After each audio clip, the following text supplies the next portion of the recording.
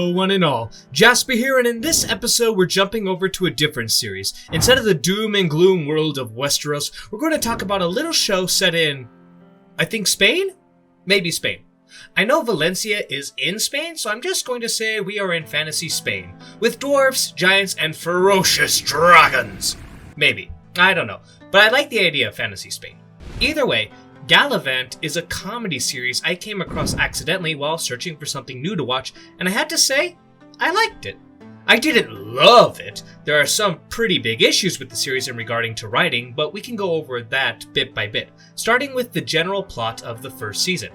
Galavant is a great hero and knight of the land, spending his life with his lover, Madalena, until the evil King Richard kidnaps her, gung-ho on making her his wife. You'd think this will probably be the main focus of Galavant, rescuing her, but nope. He makes it to the wedding at the end of his song. Oh yeah, this is also a musical, more on that later. When Galavant arrives though, it is revealed that Madalena is what we call a gold-digging thought, and says she will be sticking with wedding Richard for the money and power.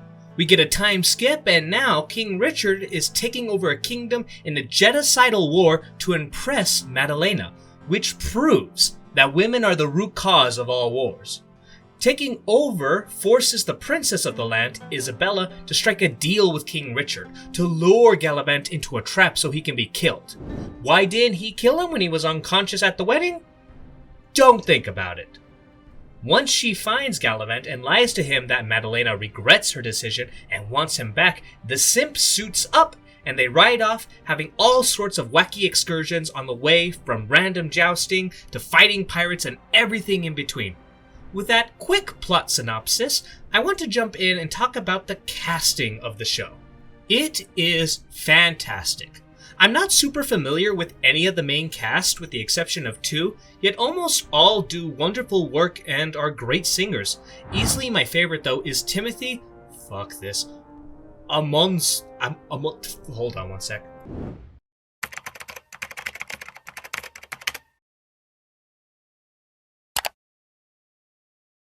Omundson as King Richard. Most famous for his roles as Lassie in Psych, but I will always remember him as the antagonist from Luck of the Irish from my childhood. He is easily the most charismatic actor in the entire show, making the detestable man-child of King Richard a joy to see on screen. Mallory Jensen as Madalena was a big surprise for me. She plays such a hateable bitch that I can't help but love her when she's on the screen. It's like watching a competent Cersei. Not to mention, Mallory is probably the best singer in the show. I don't think anyone comes close, and she desperately needed more songs. Even though I just sang the praises for the cast as a whole just a couple seconds ago, I have to admit, some of them I wouldn't be too offended if they were to be replaced. The most obvious one is Vinnie Jones, who plays Gareth, the muscle of King Richard. His acting and performance are great, and he really does have some great comedic timing. But, musically speaking, he just doesn't have it, and I think the show knows it. Of the main cast, he is the only one who doesn't get a solo song. Best he gets is a duet, and dare I say, the reason might be because he just isn't a great singer. You can actually find a song on YouTube called Manlyology, how the fucking hell, what's with all these things? Manlyology, sung by the actor and likely was originally going to be in the show, but was cut. Most likely due to time, since the show isn't immune to having a couple of bad songs here and there, but I'm not going to shed any tears that this one didn't make it. This hurts to say because I love the man in Snatch. Great movie, check it out if you ever have the time. The show also has tons of guest stars as well. Most of them I'd never seen before. Almost didn't recognize Weird Al as the singing monk because his usual hairstyle of dirty mop was cleaned up. I recognize Sarah Hadlin only because I love horrible histories, and naturally, Ricky Gervais. Speaking of Ricky, if you're watching this, don't quit your day job because I don't think singing is your calling. They are serviceable, but the amount of guest characters leads itself to two jokes in the show about how expensive they are, but since I don't recognize most of them, it doesn't really land. Yeah, I'm sure Weird Al and Ricky costed a pretty penny to get on, but I don't know who Johnny Stamos is, never heard of Huge Bonville, what is up with these fucking names? And I wiped Shardina Smith from my memory because they gave that poor woman the worst song in the entire series. Speaking of the worst song, let's talk about the music in general. It is okay.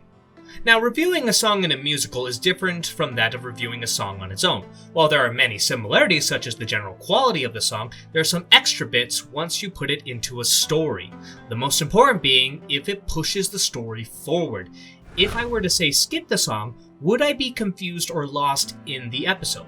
After all, if the song doesn't move the story forward or develop characters, then why bother with it?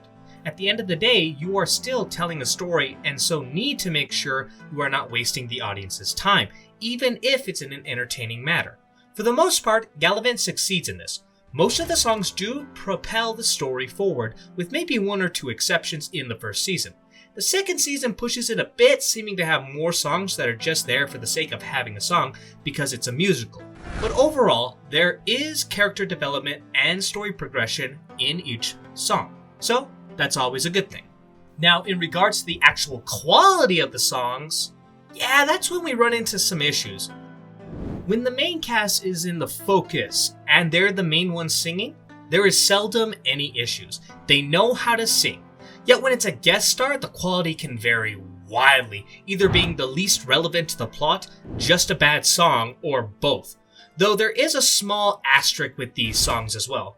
They're still fun. Think of it like this. When you go to a karaoke bar, the best moments aren't when someone goes up and actually sings well. The best part is when someone who has no idea how to sing takes a whack at it, especially if they really get into it. The best example would be the song Jackass in a Can. It isn't a good song, or at least it isn't sung particularly well. But the actors on screen feel like they're having just a ball doing it, and so that same fun is contagious to you as well. At the end of the day though, most of the music is well done, which is the most important part. You probably won't be downloading any of them into your phone to listen to, but you're not going to feel the need to have to fast forward through it. Yet now we have to get into the weakest aspect of this series, and that is the writing. Specifically, the jokes in this show are not that great. It is entirely carried by the cast in having amazing delivery and expressions, which isn't to say there aren't some amazing moments. There are a few jokes that made me laugh out of sheer surprise, since no way in hell they would make that joke today. It's going to be dark soon, and this road is going to be filled with bad guys who like nothing more than to have their way with your tight brown body. How dare you? I was talking to Sid. However, a lot of the humor just feels like padding, like they had a quota they needed to fill and so just threw in bits and half-thought-out humor or lazy references. There are actually a couple of Game of Thrones references. Some of them are kinda clever. But winter's not just coming, and it came, and then it went. And some of them less so. It's a good day to die. Oh, please, this isn't Game of Thrones. We're not gonna die. Which is a shame because they miss out on some great opportunities for jokes that I thought of while watching the show. For example, Isabella is a warrior princess. She knows how to kick ass, but it's played perfectly seriously. I mean, come on. You have a 5'3" actress with arms as muscular as pool noodles and half the size. Don't play this off as serious or legit. Exaggerate it. And still, at the end of the day, I do not regret watching it. I had fun. Not likely to sit down and rewatch it anytime soon, but hey, it helped me kill 6 hours at least. And if anything I said piqued your interest, even a little, then I recommend it. Though, a quick warning, it does end on a pretty decent sized cliffhanger, and seeing as how the show is 8 years old at this point, I wouldn't hold my breath on it getting that third season. But hey, when you go into a franchise knowing it won't be finished, then you don't have to worry about being blue-balled for 13 years. Right, George? With all that squared away, stay safe, and I hope you all have a wonderful night.